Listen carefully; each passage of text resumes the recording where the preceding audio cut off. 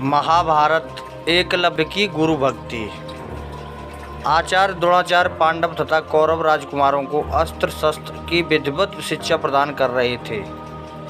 उन राजकुमारों में अर्जुन के अत्यंत प्रतिभावान तथा गुरुभक्त होने के कारण वे द्रोणाचार्य के प्रिय शिष्य थे।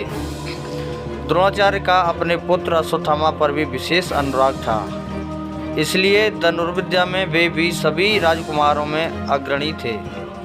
किंतु अर्जुन अश्वत्थामा से भी अधिक प्रतिभावान थे। एक रात्रि को गुरु के आश्रम में जब सभी शिष्य भोजन कर रहे थे, तभी अकस्मात हवा के झोंके से दीपक बुझ गया। अर्जुन ने देखा, अंधकार हो जाने पर भी भोजन के कौर को हाथ मुंह तक ले जाता है। इस घटना से उन्हें यह समझ में आ गया कि निशाना लगाने के लिए प्रकाश से अधिक अभ्यास की आवश्यकता है। अब उन्होंने रात्रि के अंधकार में भी लक्ष्य भेदने का अभ्यास करना आरंभ कर दिया।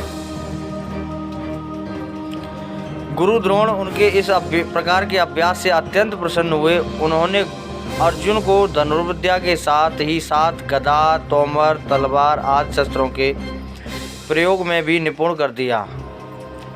उन्हीं दिनों हिरण्यधनु नामक निषाद का पुत्र एकलव्य भी धनुर्विद्या सीखने के उद्देश्य से द्रोणाचार्य के आश्रम में आया, किंतु कर्ण के समान ही निम्न वर्ण का होने के कारण द्रोणाचार्य ने उसे अपना शिष्य बनाना स्वीकार नहीं किया। निराश होकर एकलव्य वन में चला गया। उसने द्रोणाचार्य की एक मूर्ति बनाई और उस मूर्ति को गुरु मानकर धनुर्विद्या का अभ्यास करने लगा। एकाग्रचित से साधना करते हुए अल्पकाल में ही वह धनुर्विद्या में अत्यंत निपुण हो गया। एक दिन सारे राजकुमार गुरु द्रोण के साथ आखेट के लिए उसी वन में गए, जहाँ पर एकलव्य आश्रम बनाकर धनुर्विद्या का अभ्यास कर रहा था। राजकुमारों का कुत्ता भटककर एकलव्य के आश्रम में जा पहुँचा। एकलव्य को देखकर वह भौंकने लगा।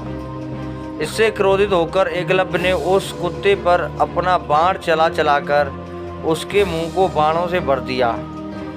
एकलव्य ने इस कौशल से बाण चलाए थे कि कुत्ते को किसी प्रकार की चोट नहीं लगी, किंतु बाणों से भिद जाने के कारण उसका भौंकना बंद हो गया। कुत्ते के लौटने पर जब अर्जुन ने धनुर्विद्या के उस कौशल को देखा तो वे द्रोणाचार्य से बोले, हे गुरुदेव, इस कुत्ते के मुंह में जिस कौशल से बाण चलाए गए हैं उससे तो प्रतीत होता है कि यहाँ पर कोई मुझसे भी बड़ा धनुर्धर रहता है।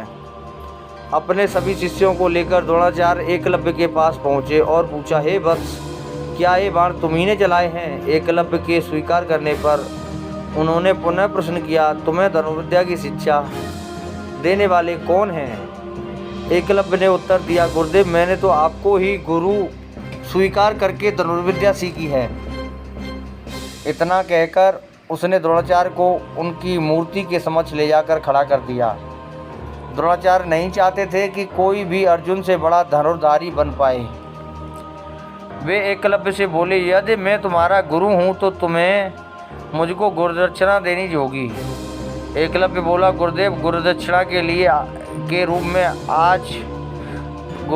रूप में आप जो भी मांगेंगे मैं देने के लिए तैयार हूँ। इस पर द्रोणाचार्य ने एकलव्य से गुरुदक्षिणा के रूप में उसके दाहिने हाथ के अंगूठे की मांग की।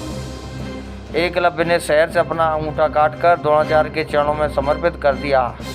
इस प्रकार एकलव्य अपने हाथ से धनुष चलाने में असमर्थ हो गया तो अपने पैरों से धनुष चलाने का अभ्यास करना आरंभ कर दिया। दोस्तों, एकलव्य की गुरुभक्ति कैसी लगी कमेंट करके ज़रूर बताएं। वीडियो को लाइक करें और चैनल को सब्सक्राइब करें।